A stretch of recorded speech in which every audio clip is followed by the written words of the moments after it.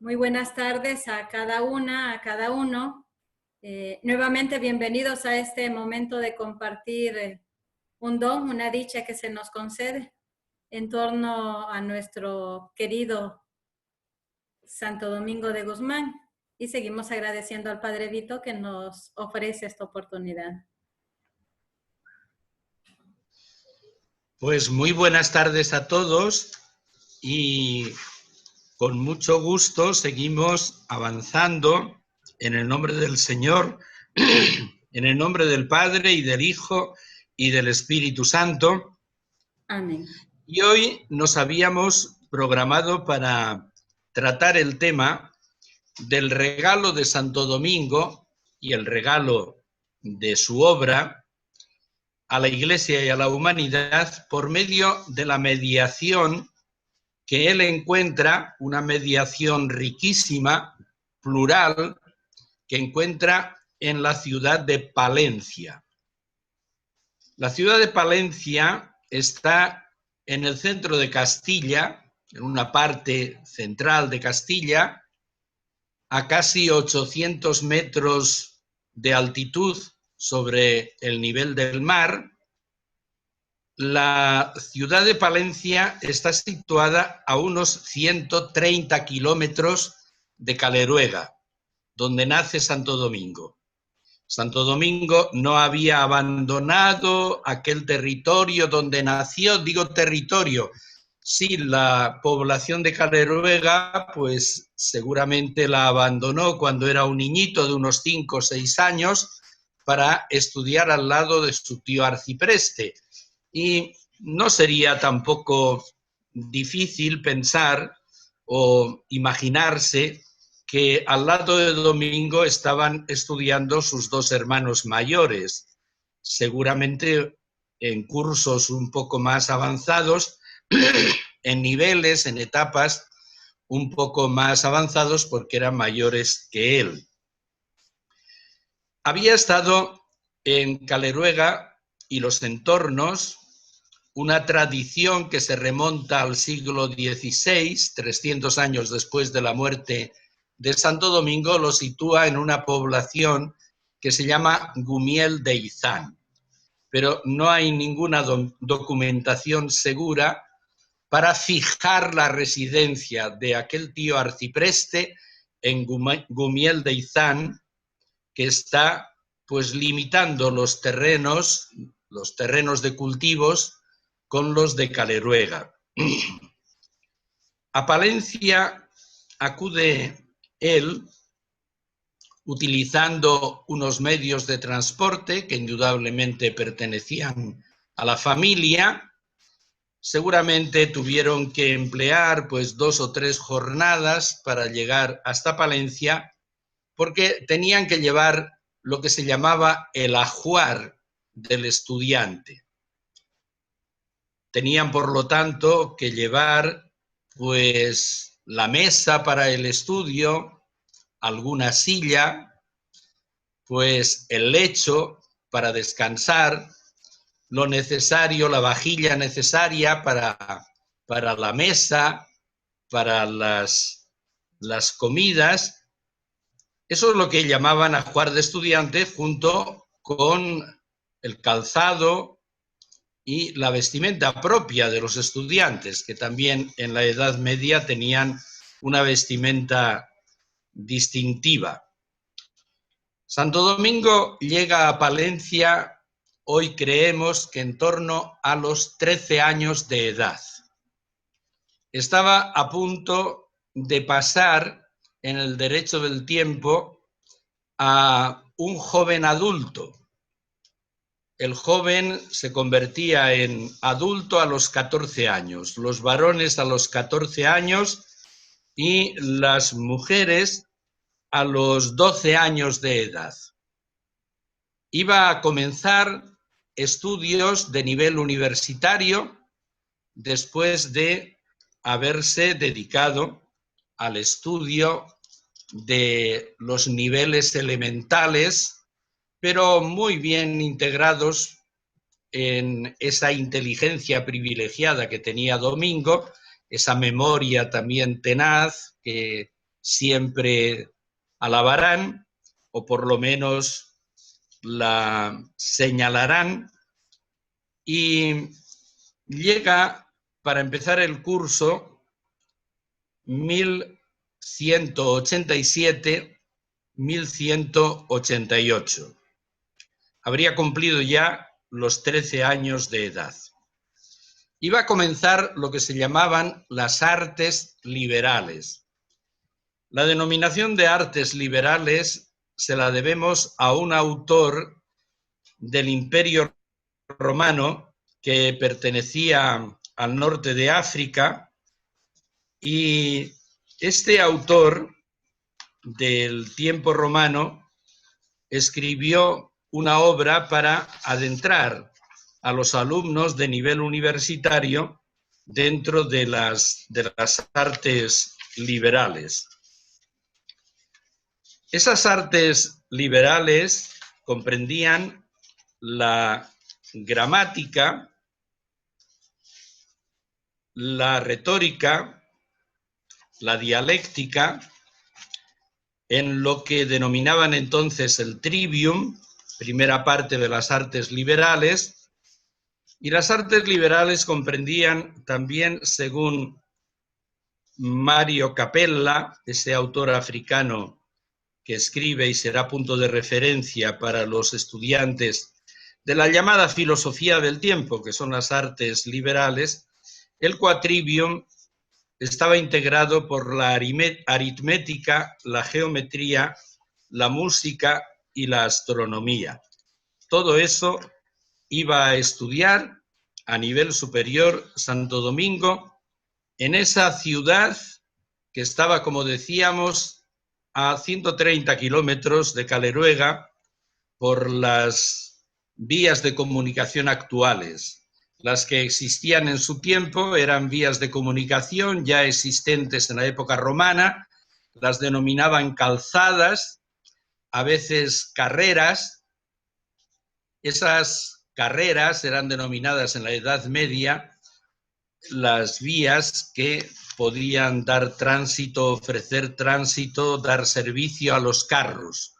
De ahí viene la carrera, que todavía se utiliza en algún país para denominar algunas calles.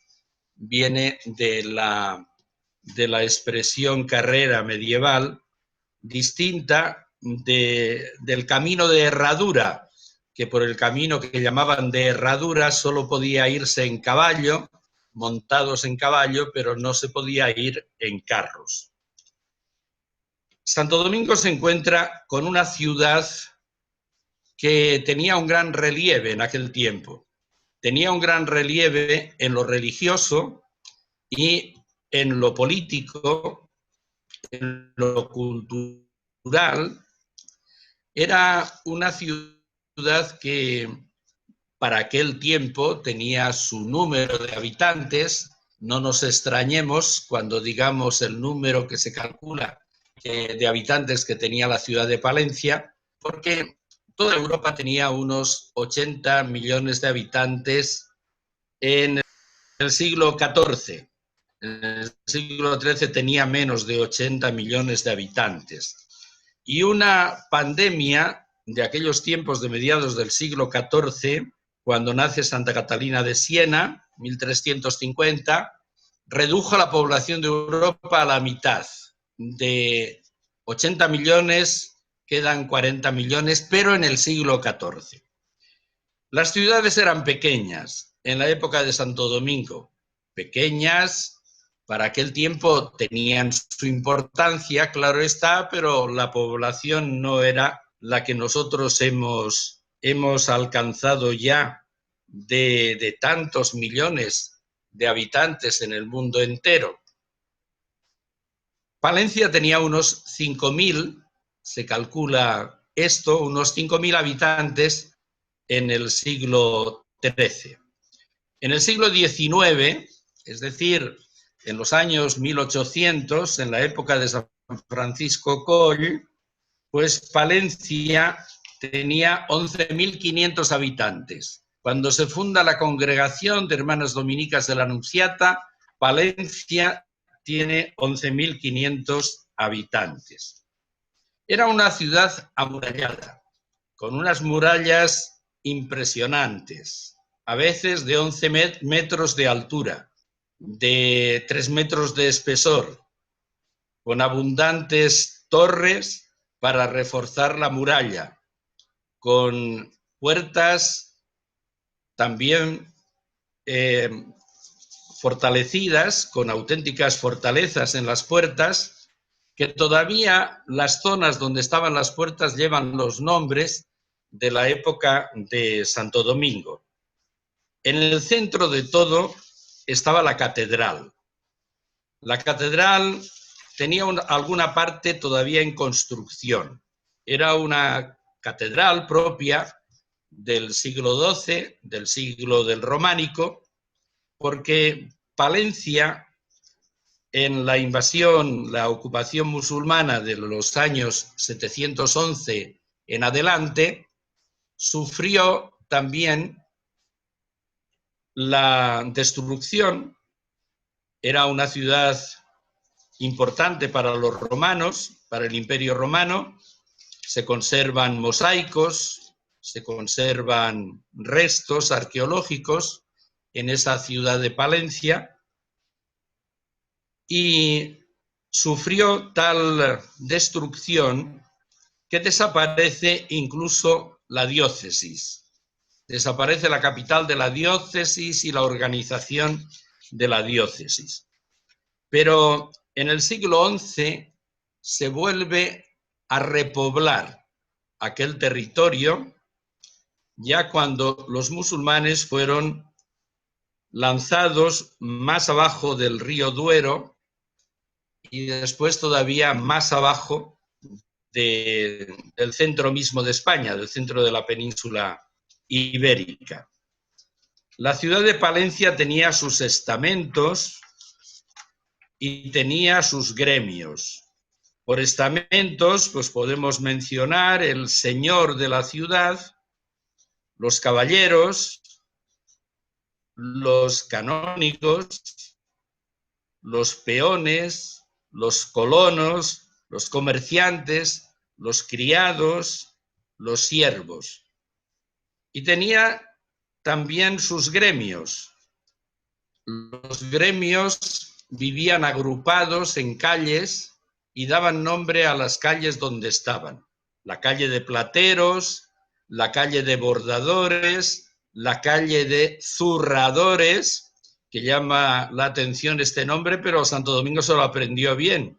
La calle de zurradores. ¿Qué significaba esto? Pues que se dedicaban a sacar el pelo de las pieles para poderlas curtir. Era tan importante el curtido de pieles. Y a los que a fuerza de golpes preparaban las pieles para curtirlas, los llamaban zurradores. Otros eran panaderos, otros eran plateros. Bueno, plateros ya lo hemos dicho también. Bien, Palencia era una ciudad de artesanos, una ciudad también de agricultores. Las tierras que bordean la ciudad de Palencia eran fértiles, tienen un río que proporcionaba agua para regadío si fuera necesario, el río Carrión. Cultivaban cereales fundamentalmente, había sus huertas en unas islas que formaba el río Carrión a su paso por la ciudad de Palencia, y cultivaban también viñedos. Tenían sus ganados y ciertamente los más abundantes ganados eran los de la lana, que daban base para una industria ya en aquel tiempo de la lana, especialmente orientada a las prendas de abrigo. Es una zona muy fría, en una región fría, y necesitaban fabricar prendas de abrigo. Las más importantes fueron las mantas, que todavía hasta hoy tienen fama, las mantas de Palencia, hechas con lana de ganado lanar, que llevaban a los mercados y que esos mercados pues no solamente eran los españoles, sino de otros territorios de Europa. La catedral, que decíamos que ocupaba el centro de esa ciudad fortificada, amurallada, la catedral tenía una cripta que hoy día se puede seguir visitando y que podemos pensar que Santo Domingo la visitó muchas veces. Era una cripta de estilo visigótico, por lo tanto, estaba ya construida esa capilla subterránea, digamos, en el siglo VII, en la época visigótica, los años 600, el siglo de San Isidoro o el siglo de San Braulio de Zaragoza o de Tajón, también de aquellos grandes escritores de la época visigótica. Esta cripta estaba dedicada a San Antolín mártir, Antolín de Pamiers, que es una ciudad del sur de Francia, que conocerá Santo Domingo en todas sus calles, porque está en la zona del sur de Francia que tantas veces recorrió Santo Domingo, predicó, estuvo en asambleas en esa ciudad de Pamiers. Allí se despidió para siempre, aunque él no sabía que era para siempre, del obispo de Osma, que retorna a Osma y muere en el año 1207, final de 1207. Pues digo que Santo Domingo visitaría esa cripta que sigue existiendo y por lo tanto es un resto monumental de la época de Santo Domingo, anterior a la época de Santo Domingo, pero vinculada a Santo Domingo. Visitaba, pensamos, esa cripta con frecuencia porque Santo Domingo tenía la característica de ser muy devoto de los mártires. Hacía a veces peregrinaciones de muchos kilómetros para visitar las tumbas de los mártires. Además tenía una sed ardentísima de martirio por Jesucristo. Tenía deseos de entregarse a Cristo en una identificación total hasta la muerte y, si fuera necesario, hasta la muerte de cruz. Por eso visitaba con tanta frecuencia las tumbas de los mártires, encontraba tiempo para esas visitas y encontraba tiempo para su oración nocturna y encontraba tiempo para una predicación constante en todas partes y de todos los modos posibles. Le dio mucho de sí el tiempo a Santo Domingo, sin duda alguna.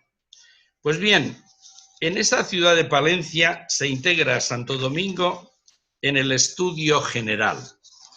Hoy día se piensa que ese estudio general que tiene rango universitario, porque en aquel momento todavía estos estudios no los llamaban universidades, pero lo eran. No llamaban al estudio de París todavía universidad, pero lo era.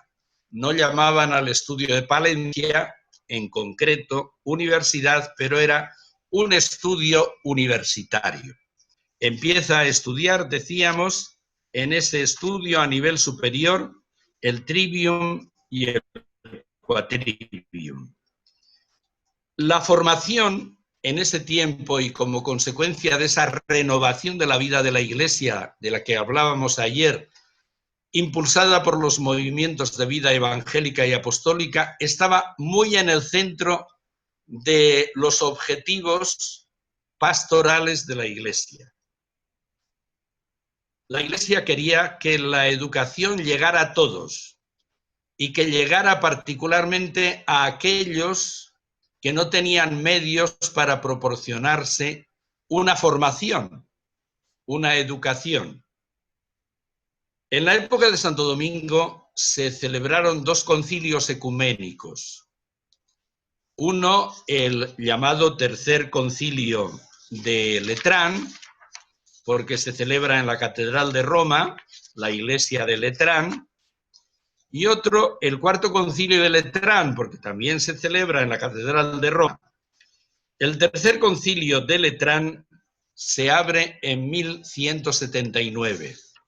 Por entonces, Santo Domingo tenía unos 5 añitos nada más. Por lo tanto, no acudió Santo Domingo al Concilio Tercero de Letrán, pero sí acudirá, como veremos, al Concilio Cuarto de Letrán en 1215. En este concilio de 1179 acudieron la mayoría de los obispos del entorno de Palencia.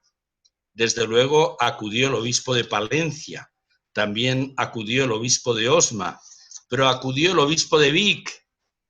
Tanto nos suena a la mayoría Vic, porque allí está la casa madre de la congregación de las hermanas de la Anunciata, y allí están las reliquias de San Francisco Coll, en Vic. Pues el obispo de Vic estuvo en ese tercer concilio de Letrán.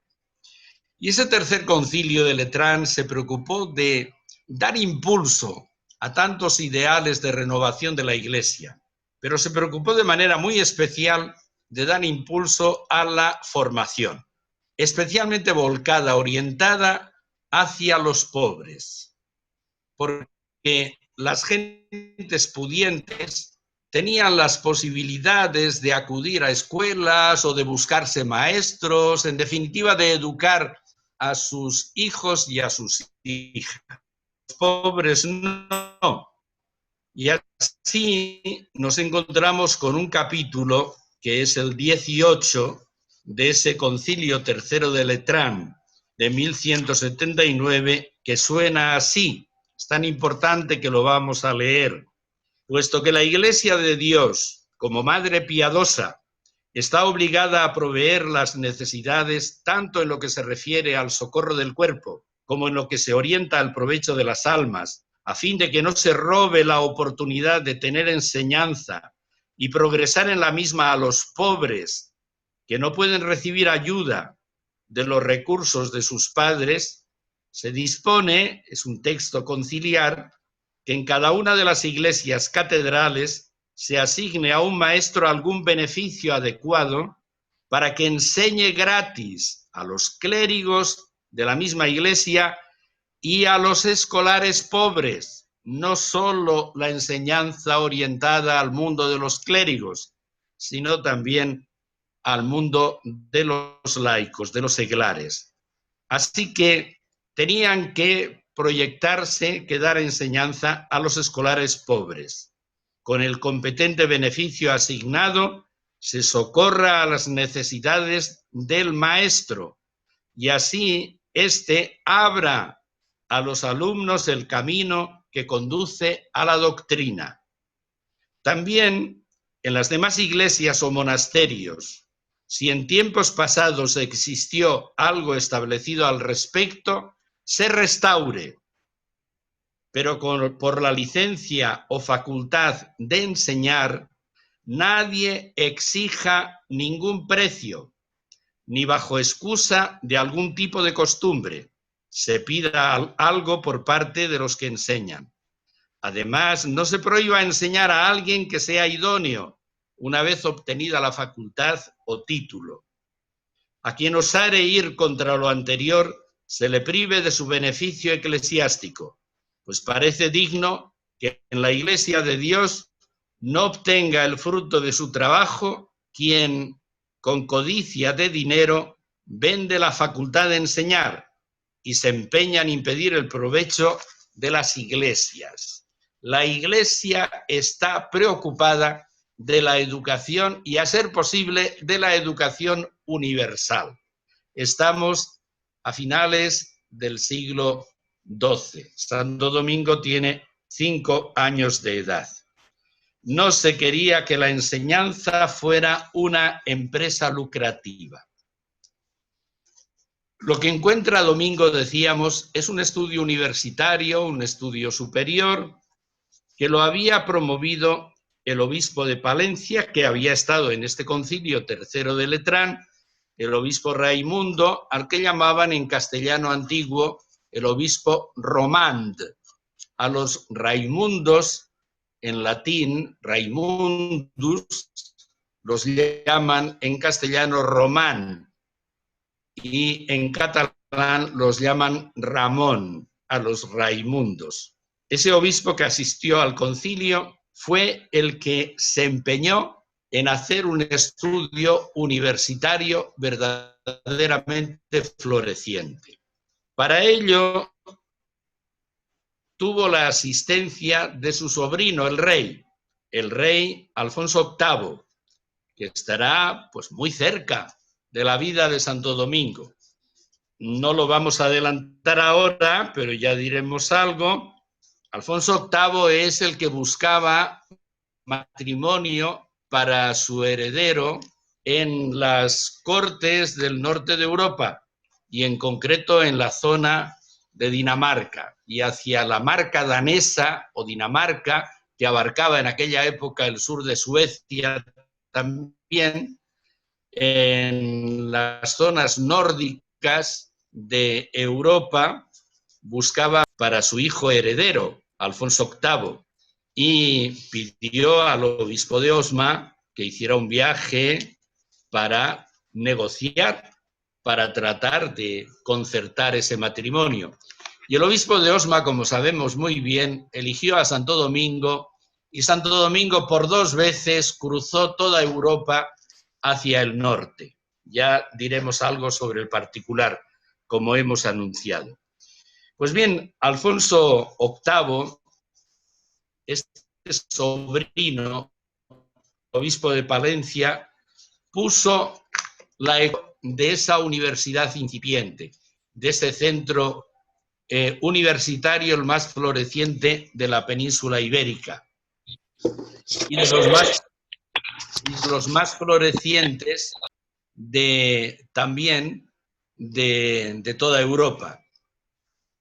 Se sabe perfectamente que cuando llega a Santo Domingo a estudiar a Palencia, no solamente había profesores castellanos o profesores aragoneses o profesores navarros de distintos reinos de España, sino que había profesores de territorio italiano y había profesores de territorio francés, de ese país que ha dado paso a las Galias romanas y que, por ser el reino de los francos, lo llaman Francia.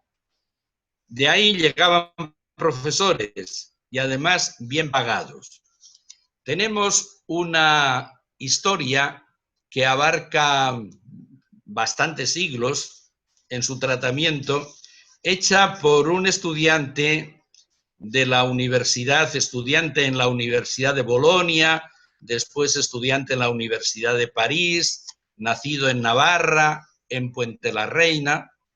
Y este estudiante era prácticamente de la misma edad que Santo Domingo y estudió una obra que la tituló De Rebus Hispaniae, de las cosas de España. Esta obra es particularmente importante para ver cómo pensaban la historia desde finales del siglo XII y primeros del siglo XIII.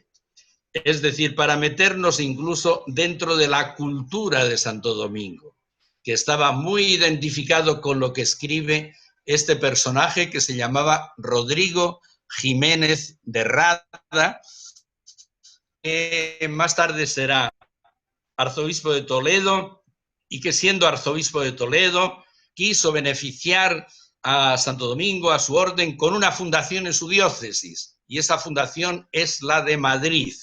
Madrid pertenecía a la diócesis de Toledo en aquellos tiempos y le regaló unas posesiones cerca de Alcalá de Henares, una ciudad universitaria de gran relieve en el siglo XVI, en una población que se llama Talamanca. Tenemos el documento de donación que hace Rodrigo Jiménez de Rada a Santo Domingo.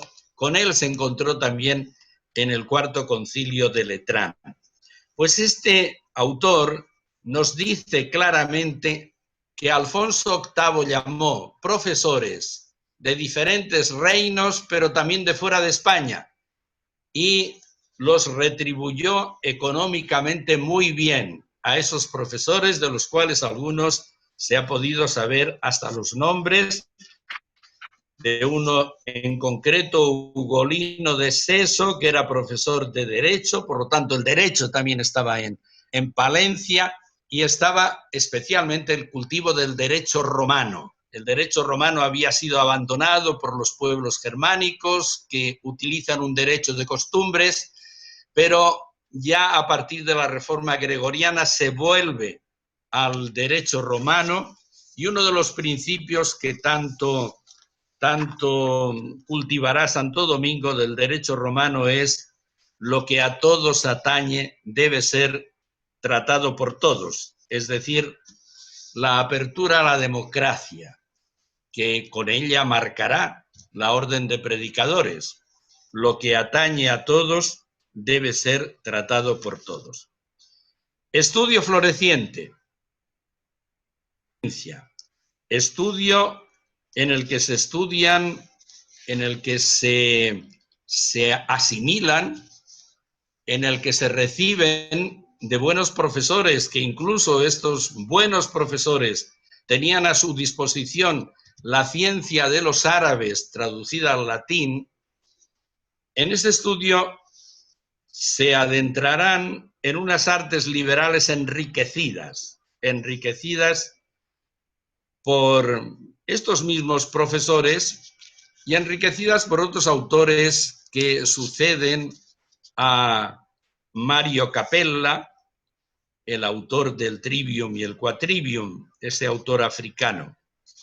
San Isidoro de Sevilla enriquece ya el Trivium y el Quadrivium, y se sabe que en la época en que estudia Santo Domingo las artes liberales ya estaba allí vigente la lógica aristotélica, estaba la ética aristotélica también, estaba la sabiduría árabe traducida al latín, la ética anicómaco estaba también presente en aquellos estudios. En la enciclopedia que presenta San Isidoro ya en el siglo VI, pues se da un gran valor a todo el conjunto de las ciencias, pero enriquecidas esas artes liberales.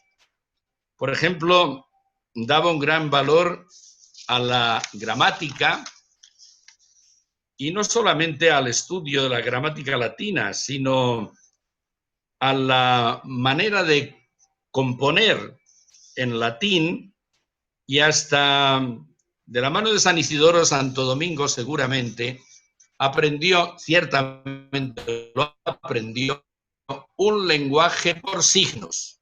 Hoy día, y de cara a los sordos, a veces cuando están ofreciendo algún discurso, pues hay alguien que va transmitiendo a los sordos el contenido de aquel discurso, se lo van transmitiendo por signos. Pues ese lenguaje de signos lo aprendió Santo Domingo, y Santo Domingo se lo enseñará a las monjas. Apreciaba mucho el silencio y no quería que las monjas llenaran su casa religiosa de ruidos y de charlas y de gritos y demás, sino lo que quería que hubiera un silencio que favoreciera el estudio, la oración, la contemplación y la predicación desde ahí, desde la oración y la contemplación. Y por eso enseñó a las monjas de Prulla ese lenguaje por signos que había aprendido ya en Palencia. Y las monjas de Prulla se lo enseñarán a las monjas de San Sixto de Roma cuando las reúna Santo Domingo. Apreciaba Santo Domingo mucho, de la mano de San Isidoro, también la música. Por ejemplo, este texto de Santo Domingo, que a él le sirve para insistir en la importancia que tiene la música, sobre todo de cara a la liturgia, pero también de cara a la catequesis, de cara a la enseñanza de la doctrina. Decía San Isidoro, y lo estudiaba Santo Domingo: desconocer la música es cosa tan torpe como desconocer las letras. Sin la música, ninguna disciplina puede ser perfecta. El mismo mundo fue constituido con cierta armonía de sonidos y el cielo gira bajo la modulación de la armonía. La música mueve los afectos y despierta en el alma una variedad de sentimientos. Los mismos animales, las serpientes, las aves y delfines sienten manifiestamente la influencia de la música. Más aún, todo lo que hablamos y todo lo que sentimos en el íntimo pulsar de nuestras venas está regido por un instinto oculto de ritmo y armonía.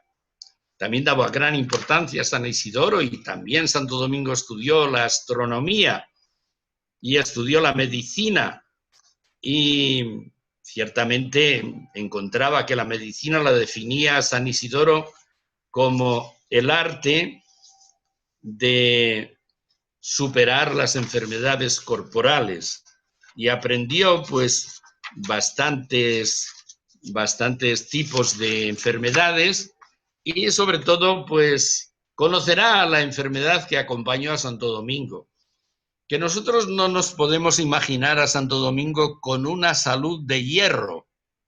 No, Santo Domingo durante años tuvo una mala salud.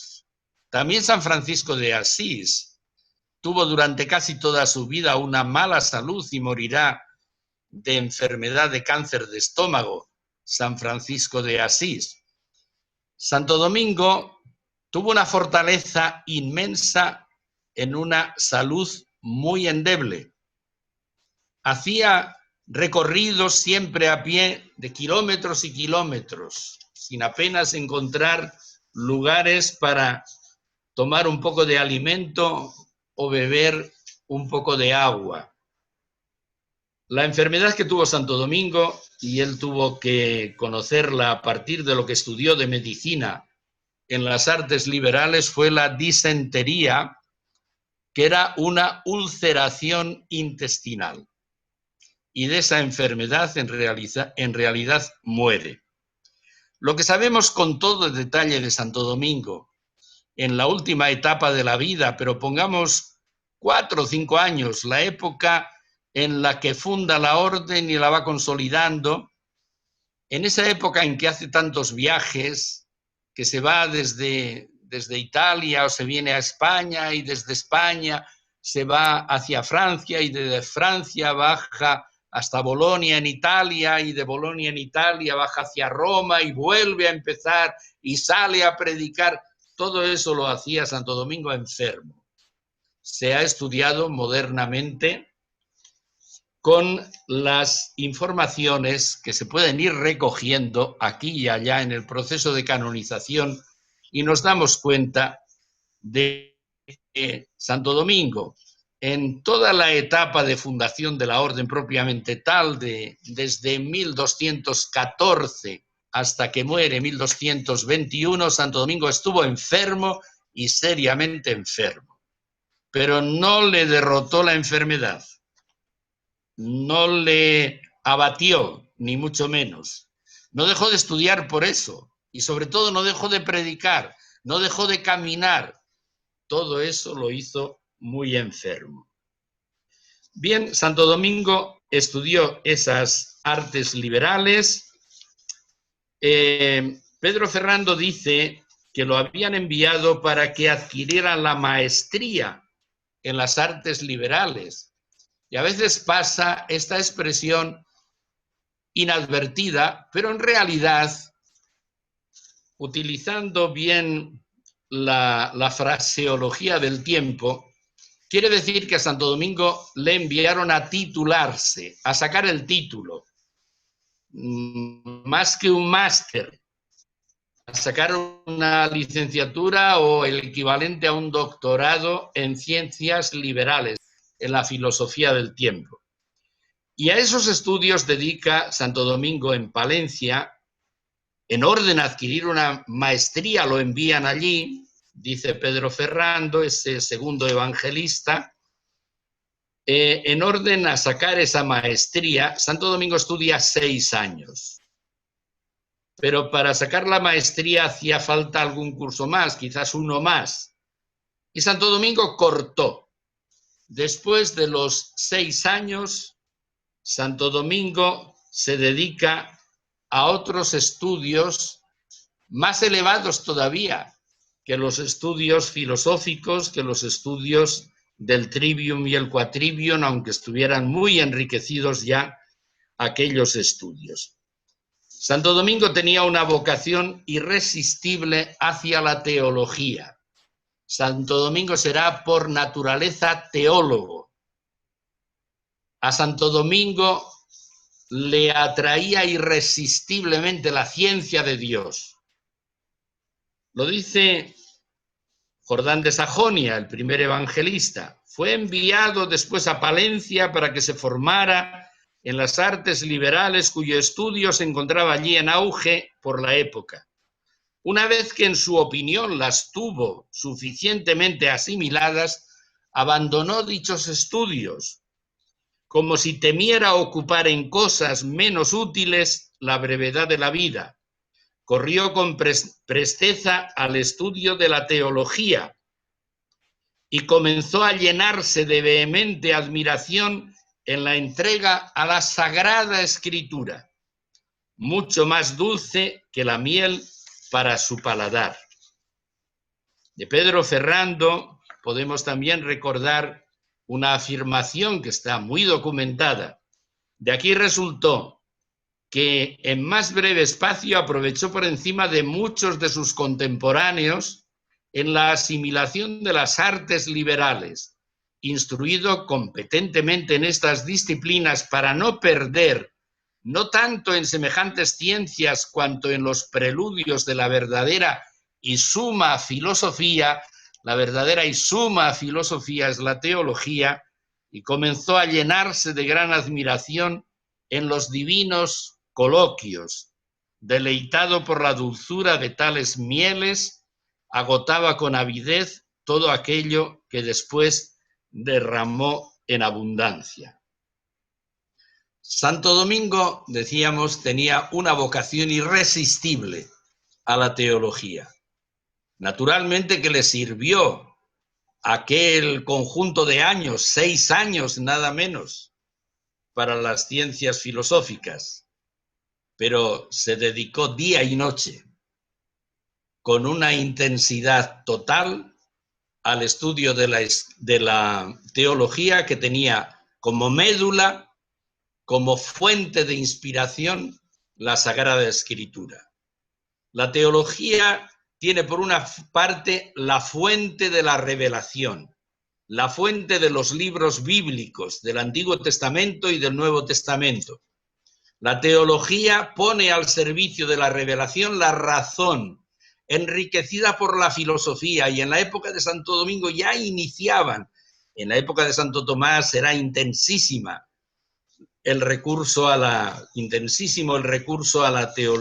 filosofía griega, y especialmente a la filosofía de Aristóteles. Pero en la época de Santo Domingo ya empezaba. A la revelación se pone en servicio, se llega a la revelación, a la Sagrada Escritura, la razón enriquecida por la filosofía, y el resultado de ese trabajo, de ese esfuerzo, es la teología. La teología, que es la ciencia de Dios en las verdades a creer y en las costumbres a practicar. Las costumbres evangélicas iluminadas por la ley nueva del Evangelio, que es lo que llamamos la moral, que tiene por alma esa moral el amor, la caridad. La verdad que penetraba Santo Domingo por medio de su inteligencia la consideraba por dentro. Santo Domingo no era un hombre que quisiera acumular conceptos, ideas. Lo que él estudiaba se lo llevaba al corazón, y del corazón renovado desbordaba en su relación con los demás. Podríamos recordar que en la época de Santo Domingo, y lo dice Inocencio III en un libro que escribe comentando la Sagrada Liturgia, especialmente la Eucaristía, la celebración de la misa, decía Inocencio III que después de proclamar el Evangelio, en su tiempo, la gente hacía la señal de la cruz, diciendo unas palabras. Y si nos acercamos al texto de Inocencio III, también nos aclara él que la señal de la cruz era un poco especial, la que hacían después de proclamar el Evangelio. Se llevaban la mano derecha a la frente y de la frente descendía la mano derecha al corazón, a la parte izquierda, y del corazón iba la mano derecha a los labios. Y las palabras que pronunciaban eran estas, según Inocencio III. Lo que creo con mi mente lo llevo al corazón y lo pronuncian mis labios, lo proclaman mis labios, lo manifiestan en definitiva todas mis obras. Pues bien, Santo Domingo no se contentaba con acumular muchas ideas, con enriquecerse con muchos conceptos. La verdad que penetraba en su inteligencia la consideraba por dentro, intentaba desentrañarla en toda su riqueza, si posible fuera agotarla en todo su contenido. Se afanaba por aprender, discernir, experimentar la riqueza de la verdad. Estaba dotado para ello de una inteligencia profunda que se complementaba y recibía apoyo de una memoria tenaz, apta para guardar de manera duradera y fiel los recuerdos, las reflexiones, los planteamientos, las aclaraciones. Gozaba de facilidad para aprender, pero no se limitaba a atesorar ideas, a hacer acopio de conceptos, de descubrimientos o de análisis realizados, sino que todo lo hacía descender al corazón, al terreno de la piedad, de la veneración, de la devoción, del amor y, en conclusión, de la alabanza que se eleva hasta el Señor, la imagen divina plasmada en su alma desde el comienzo de la existencia se reavivaba de manera continua en su entendimiento y voluntad, cada vez brillaba con mayor esplendor. El estudio, la oración, la contemplación de Domingo, alumno de teología en Palencia desde los 13 años hasta prácticamente cumplir los casi 24, impulsaba y ofrecía contenidos para su alabanza. Todo germinaba en obras de salvación. Y esas obras de salvación brillaron particularmente en un momento determinado, aunque las fuentes dominicanas no nos dicen exactamente en qué fecha, pero sí podemos deducir cuándo fue por el contexto social de aquella Castilla y de aquella España, en definitiva, que conoce Santo Domingo. Hubo una gran necesidad, una gran hambre, la llamaban hambruna por toda España, la España cristiana. Y al darse cuenta Santo Domingo de que tanta gente no tenía lo suficiente para comer, decidió vender sus libros, que los tenía anotados, escritos con comentarios suyos. Qué tesoro sería para conocer el pensamiento, la reflexión, incluso la oración de Santo Domingo, si dispusiéramos de aquellos libros suyos que le eran tan queridos.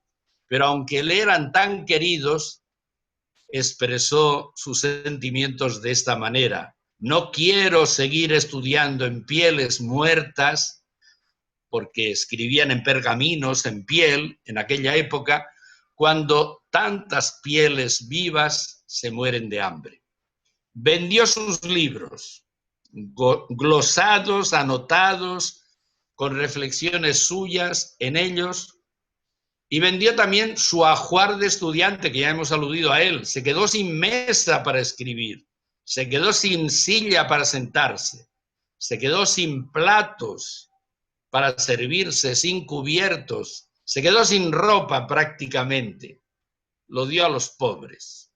Es decir, no salió a la plaza, porque Santo Domingo era muy ordenado. En el siglo XIX, un gran dominico llamado Enrique Domingo Lacordaire decía que Santo Domingo era el genio de la organización. Pues no, Santo Domingo, con lo que le dieron por los libros y por su ajuar de estudiante y hasta por su capa de estudiante seguramente, y hasta por los zapatos que a lo mejor hasta quiso quedarse descalzo, lo que le dieron por eso no salió a la plaza y le entregó el dinero a los pobres para que se fueran a gastarlo. Lo que hizo Santo Domingo fue fundar una institución, abrir un lugar de acogida, organizar una casa en la que pudieran tener un plato de sopa caliente tantos pobres, tantos mendigos, una casa en la que pudieran encontrar acogida tantos enfermos, tantos niños huérfanos. Porque esta gran hambre tuvo una razón. Esta gran hambruna por varias regiones de la Castilla, de los reinos cristianos en definitiva, vino motivada por una derrota de los ejércitos no solo castellanos, sino también navarros y también aragoneses, reinos cristianos, una derrota llamada de Alarcos. Nosotros no le damos mucha importancia, no tenemos muchas plazas dedicadas a Alarcos o muchas calles, no, yo creo que ninguna. Sí tenemos, sin embargo, muchos lugares dedicados a las Navas de Tolosa. El mismo rey que vence en Navas de Tolosa a los musulmanes fue derrotado cerca de Ciudad Real, cerca de Madrid, por los musulmanes en el año 1195. La derrota de Alarcos sumió a aquellos reinos cristianos en una pobreza total y también desplomó aquel estudio de Palencia. Después se fue recuperando algo y a principios del 13 pues ya recibirá el nombre de universidad, pero seguramente Santo Domingo tiene que acortar sus estudios, estudia 4 años de teología, seguramente tiene que acortar los estudios, si no estudió un quinto, porque el estudio también sufrió las consecuencias de aquella derrota de Alarcos. Lo dio todo. Era el Juana de Caleruega, que había dado hasta el vino de la cuba, después de haberlo dado todo, a manos rotas, daba a los menesterosos lo que le pedían. Bueno, mi reflexión llega hasta ahí, porque hasta ahí llega nuestra hora, ¿verdad? Las 3 del Salvador y no sé si las 5 de Colombia, etcétera, etcétera, ¿no? Y así van cambiando un poco las horas. Las nuestras son las 11, pero yo no tengo sueño de ninguna clase, así que podemos, si les parece, si tienen humor todavía, si podemos aclarar algo más, si pueden ustedes, pues todavía aportar algo, podríamos abrir un diálogo, si les parece bien.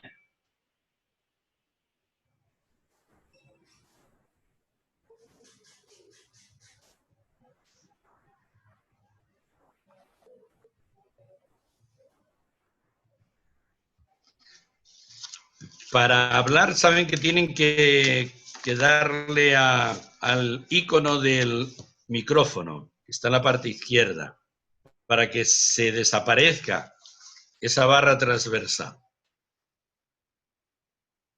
Yo lo tengo encendido.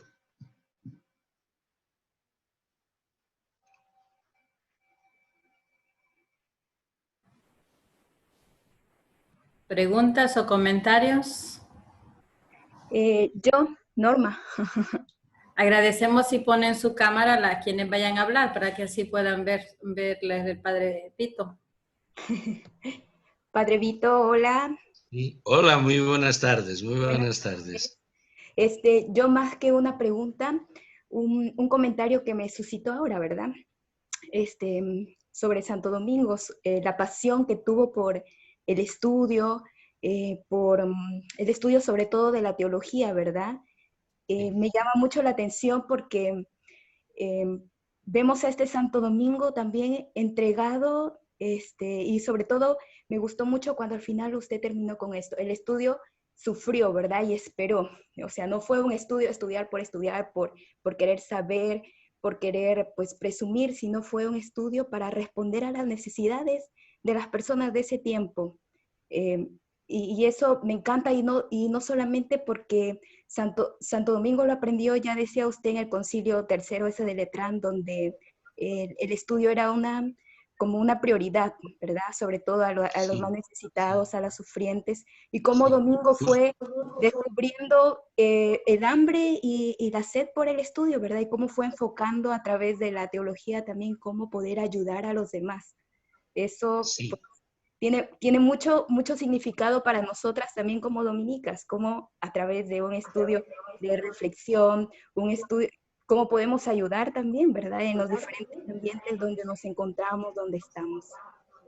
Así que muchas gracias, me gustó mucho. Indudablemente está muy bien esta aportación que hace, hermana, porque es haber entendido perfectamente a dónde ha llegado Santo Domingo cuando todavía no había cumplido los 24 años y seguramente no era sacerdote todavía no era sacerdote. No lo sabemos con absoluta certeza, porque nos falta documentación para ello. Pero sabemos que, por una parte, Santo Domingo es estudioso de la verdad allí donde se encuentre, de la verdad universal.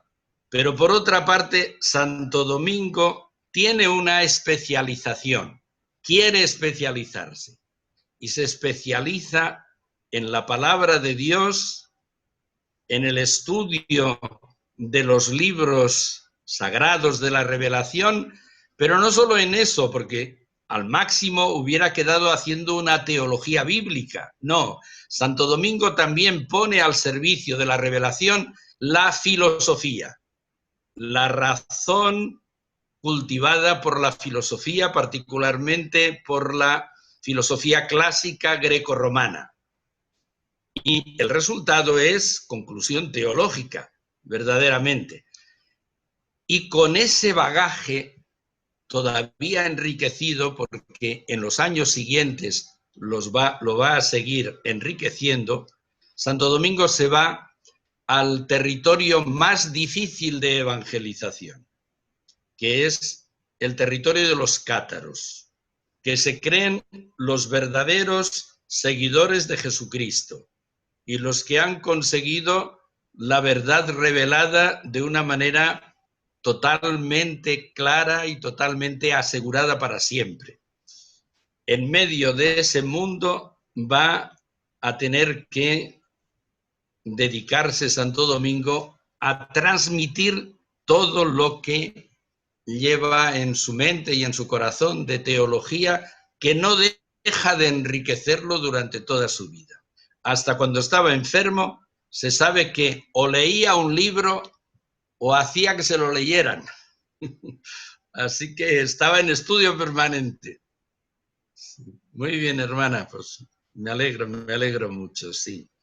Esta anotación de la importancia de la enseñanza, claro que sí, la importancia de la enseñanza, porque la pobreza más lacerante es precisamente la falta de formación y especialmente la falta de formación religiosa. Esta es la pobreza más tremenda que se puede dar en el ser humano. Y ahí estamos nosotros trabajando. Además, muy bien están trabajando nuestras hermanas. Son ejemplarísimas nuestras hermanas. a veces con tantas dificultades, pero hacia adelante se van, adelante siguen.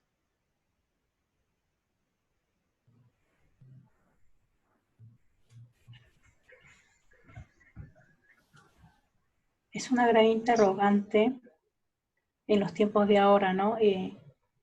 Cómo entre los jóvenes el desafío está en hacerle degustar la verdad, ¿no? Desde el testimonio de uno mismo. Cómo el joven se le ha metido en la cabeza de que la religión es algo superfluo que pasa por encima y que no está vinculado a la vida, ¿no? Y que Sí. definitivamente es un testimonio que uno tiene que dar, o sea, no es simplemente un discurso vacío, ¿no? Y es muy fuerte porque, por ejemplo, en este tiempo de pandemia, donde uno no está en contacto con el joven más que por un ordenador, en mi caso, por ejemplo, digo, ¿no? Yo recién estoy llegando a Perú, me estoy insertando en esta realidad nuevamente después de casi 20 años. A mí se me hace muy difícil, pero bueno, un poco con todo lo que usted decía, padre, me ayudó mucho a tener así como mucha esperanza y mucho ánimo, ¿no? Sí. En esta predicación de domingo, ¿no? Enterrarme, si se quiere, en la espiritualidad una y otra vez, y bueno, y pedir también por su intercesión, ¿no? De que nos dé este celo de ser testimonio realmente en este tiempo, ¿no? Gracias, Padrito. Sí, pues correcto, hermana. No nos tenemos que desalentar por las primeras impresiones que recibimos de los jóvenes, que probablemente sí llevan eso muy, muy dentro de sí mismos y por eso lo sacan fuera. Pero todavía más dentro de sí mismos hay unos valores que en definitiva los ha puesto Dios, que tenemos que ayudar a que los saquen a flote. Tenemos que ayudarles. No nos tenemos que desalentar ante los primeros fracasos o al comprobar el poco interés que pueden mostrar por todo lo que es la verdad universal, pero la verdad religiosa, porque quien no se adentra en la verdad religiosa se queda en una pobreza preocupante, totalmente hiriente. Yo he visto que hemos tenido aquí en estos últimos años algunos novicios, algunos han venido con carreras universitarias, algunos pues con títulos universitarios, y estos novicios ahora están estudiando teología. Bueno, esta reflexión sobre Santo Domingo la han hecho todos los novicios realmente y la hacen con gran deseo de profundizar todo lo que puedan. De eso sí que puedo dar fe. Y alguno de ellos en este momento tiene algún grupo que están estudiando a Santo Tomás, de jóvenes universitarios, que quieren algo más y que han visto que este estudiante puede dar algo más y se han acercado a él para que les anime en el estudio de Santo Tomás. A mí me ha llamado muchísimo la atención, pero hace cuestión de un mes algo sabía de lo que llevaba entre manos, pero hace cuestión de un mes me ha mandado una fotografía y se reúnen unos 15 universitarios para profundizar, en definitiva, en la filosofía y en la teología de Santo Tomás, hoy día. Así que no, yo creo que tenemos que seguir avanzando con gran ilusión. Y tenemos estos medios, que tenemos que aprovecharlos. Tenemos estos medios. Y bueno, pues así como pueden servir para otras cosas, pueden servir para una nueva evangelización en realidad. Sí. Buenas tardes, Noé, Padre Víctor. muy bien. Buenas Ánimo. tardes. Buenas Ahí tardes. con una mala conexión, pero tratando de salir. Pues le Solo oigo muy bien. Ahora le oigo bien. Gracias. Solo una pregunta, porque muchas veces, bueno, voy a conocer lo que usted leía sobre el documento del Concilio de Letrán, la mayoría de nosotros hemos alguna vez estudiado creyendo que la Iglesia nunca se ha preocupado por la educación de los pobres, y sobre todo durante el periodo de la Edad Media, que fue altamente centralista, clericalista, y al leer ese dato que usted tenía, pues desconocer todos los datos de los concilios de esa época, da una visión diferente. Entonces, ¿a qué cree que se debe, digamos, alrededor de la educación clasista de la iglesia en aquel tiempo? Gracias, padre. De nada, de nada.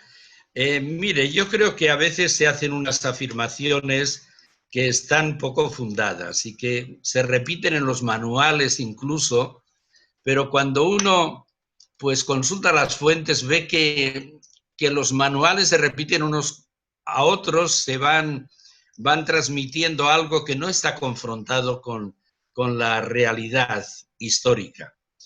Y esto sucede en el terreno de la enseñanza. En el terreno de la enseñanza, la Iglesia ha tenido una gran preocupación por llegar a todos. Y podemos decir que la Iglesia ya romana, es decir, la Iglesia cristiano-romana, todavía en la época del Imperio, ya abrió escuelas, y abrió escuelas para los pobres. Un San Justino, por ejemplo, en Roma, pues tenía una iglesia, o una escuela abierta, y al lado de las basílicas normalmente había una escuela, que a veces ese esquema también se ve en otras religiones, que la religión de Mitra, por ejemplo, pues también tenía su escuela al lado del mitreo para iniciar en aquellos ritos y en aquellos mitos, etcétera. Los cristianos sí trataron de abrir la escuela, digamos, al conjunto de la sociedad. Y esto se vio particularmente cuando el cristianismo va avanzando en el Imperio Romano. Los cristianos se meterán en el terreno de la escuela. Y todavía, en época romana, tenemos a un San Agustín, que no solo se mete él a estudiar, sino que después se convierte en un maestro en Milán y después se convierte en un gran maestro en el norte de África también, y así podríamos repetir. Pero sobre todo ya en la Europa que va madurando y que va creciendo y se va desarrollando, que es la Europa de finales por lo menos de mediados del siglo XI en adelante, tiene una gran preocupación por la escuela. Y no se contenta con escuelas monásticas, no se contenta con escuelas al lado de las catedrales. Quiere que las escuelas se abran a ser posible por todas partes y que no se pida ninguna retribución económica por la enseñanza. Que la enseñanza no se convierta en una empresa lucrativa. Que sea la Iglesia la que busque los medios para que esos profesores tengan una vida digna, pero que no se lo pidan a los alumnos, porque esto cierra la puerta a los pobres. Eso lo vemos bien claramente en este capítulo 18 del Concilio III de Letrán. Y después ya la orden establecida y difundida por toda, no solo por Europa, sino por otros territorios también a mediados del siglo XIII, tiene una reflexión que la reúne un dominico, Guillermo de Tournai, en una obra que titula Del modo de enseñar a los niños. Y ahí dice Guillermo de Tournai: si tenemos que huir de algún profesor, es del profesor avaro, el que busca en la enseñanza enriquecimiento. En la enseñanza tiene que tener un apoyo económico para llevar vida digna, pero eso normalmente lo proporciona la Iglesia en esas épocas en que la Iglesia tenía la enseñanza, si nos detenemos en la Edad Media, o en que la Iglesia tenía las limosnas o casas de acogida para los pobres, los desheredados, los enfermos. Los hospitales nacen impulsados por la Iglesia, y los llaman santos hospitales porque estuvieron impulsados por la Iglesia. El clima de salud, o sea, el ámbito de la promoción de la salud, pues más o menos pasa al área de los estados después de la Ilustración del siglo XVIII. Pero hasta entonces lo que existían eran santos hospitales, es decir, casas para enfermos que estaba promoviendo la Iglesia también.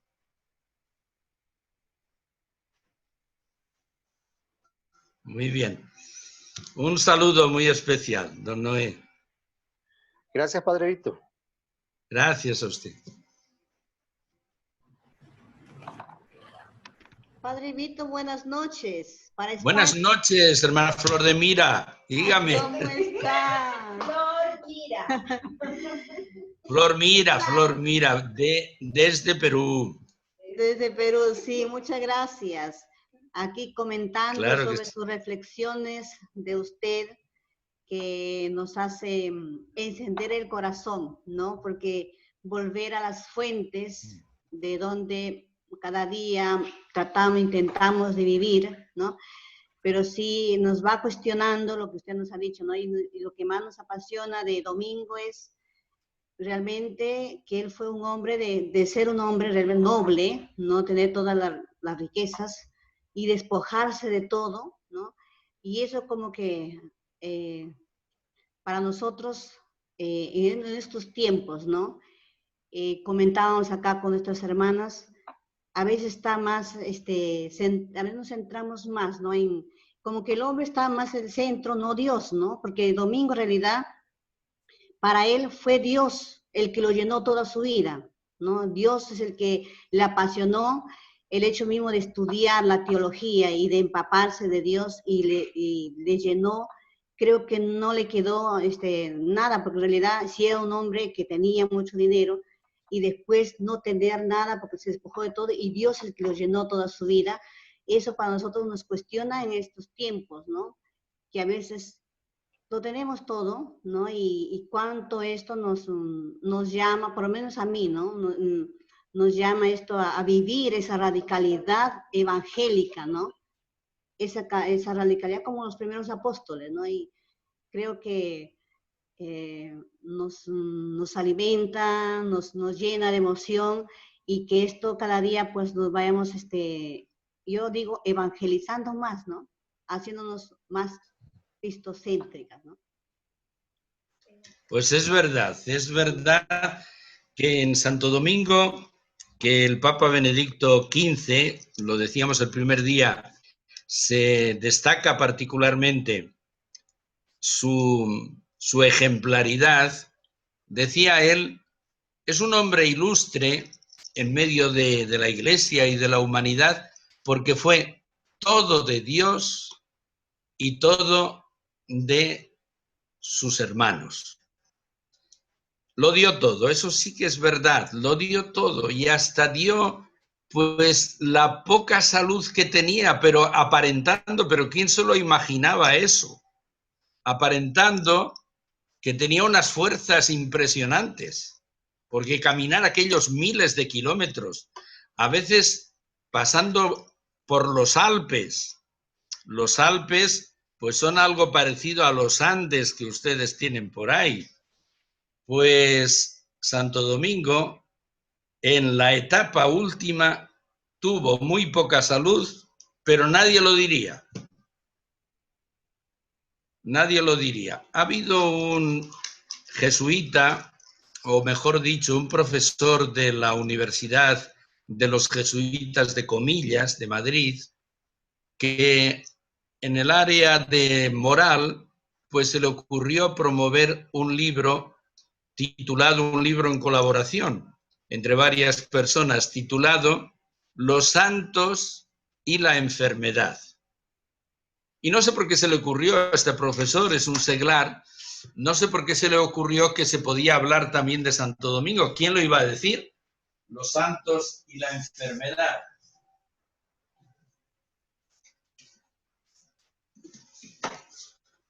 Es este libro.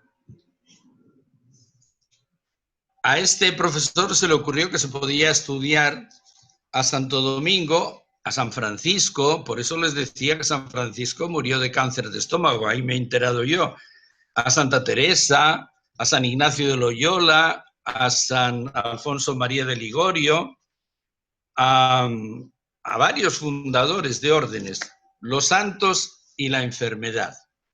Bueno, pues no sé por qué se le ocurrió decirme a mí que si podía yo estudiar a Santo Domingo. Lo estudié porque sabía que algunas veces había estado enfermo, algunas veces decían que tenía fiebre, pero cuando me metí a fondo a estudiar todos los testimonios de las personas que realmente trataron a Santo Domingo después de fundada la orden, me di cuenta de que le había acompañado constantemente la enfermedad. Y no se desalentó, sino que se entregó todo a Dios y todo a sus hermanos. Por eso Santo Domingo es ilustre, según Benedicto XV, ¿verdad? Pues sí, nos da un ejemplo extraordinario, sobre todo de confianza en Dios. De confianza en Dios. No tuvo un tiempo fácil Santo Domingo. Y él se situó en el territorio más difícil de toda la cristiandad, que era el sur de Francia. Además en guerra, en una guerra muy, muy cruenta. Y Santo Domingo, en medio de ese clima, fue predicador asiduo de la verdad. En medio de ese clima, sin desalentarse, sin buscar nada, porque la pobreza de Santo Domingo es tan pobreza como la de San Francisco. No hay ninguna diferencia entre el Domingo pobre y el Francisco pobre. No hay ninguna diferencia.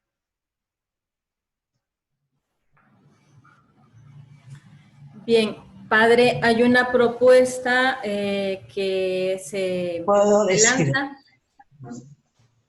Hermana Patti tiene una propuesta. No, simplemente un comentario y una reflexión que me surge del tema de la educación, ¿no? De cómo una confirmación del carisma, ¿no? Cómo la educación, el enseñar, la escuela, ¿no? Es como la mejor herramienta de promoción para el pobre, ¿no? Porque cómo sentir, o sea, me gustó escuchar que desde el siglo XII la iglesia, la comunidad está pensando en esto, ¿no? Cómo promover, y creo que lo hemos comprobado, ¿no? A un pobre la mejor herramienta que le puedes dar es la educación, ¿no? Lo levanta a la familia, y creo que me parece muy lindo que lo confirmemos como en nuestro carisma, ¿no? Nada más que eso quería. Sí, muy bien, hermana Patti. Yo pienso que siguiendo las huellas de un hombre tan organizado, la mejor organización que podemos hacer de cara al mundo de los pobres es la enseñanza. Santo Domingo no salió con aquellos maravedíes que tenían en aquel tiempo, aquellas monedas de oro, que seguro que le dieron bastantes monedas de oro por aquellos libros, eran costosísimos los libros en aquella época, o el ajuar de estudiante. No salió a entregarlo en la plaza, instituyó, fundó una institución para salir al paso de la pobreza. Y la pobreza más lacerante es la falta de formación y particularmente religiosa. No dejemos este adjetivo dentro del carisma dominicano, particularmente religioso. Habrá muchos modos de llevar una escuela, pero la escuela desde el carisma dominicano tiene que atender especialísimamente a la dimensión religiosa. Claro que hay que formar buenas matemáticas y buenas químicas y buenas psicólogas, pero sobre todo hay que formar en la fe, como el padre Coll entendió perfectísimamente siguiendo las huellas de Santo Domingo. Bien, decía padre Vito que hay una moción, una propuesta. El día de mañana hay un encuentro más de familia dominicana a nivel de América Latina. Comparto ahorita la invitación. Y es precisamente coincidiendo una parte con nuestro encuentro. Entonces, la propuesta es, podríamos comenzar un poco antes y tener siempre este encuentro y luego participar en este otro que está acá. Si usted tiene tiempo como para poder hacer ese cambio, y luego si usted dice que sí, poner la moción ante todas a ver cómo lo ven. Yo digo que sí, yo tengo todo el tiempo que ustedes quieran para organizarse. Es decir, yo termino con el grupo de aquí de España a las 12 y a partir de esa hora de España a las 12 yo tengo tiempo. Es decir, por ejemplo, yo podría, si a ustedes les va bien, en vez de conectarse a las 10 de aquí de España, pues conectarse a las 9 o a las 8, a las 7 o a las 6, yo no tengo ningún problema. Quizás la propuesta sería media hora antes, padre. Sí, pues muy bien. O sea, 9:30. 9:30, no sé qué digan las hermanas. 1:30 de hora Salvador, del Salvador, ¿verdad? Exactamente, 1:30 de Centroamérica. Se ponen de acuerdo. Mañana tendríamos que trabajar Osma, Santo Domingo, sacerdote ya.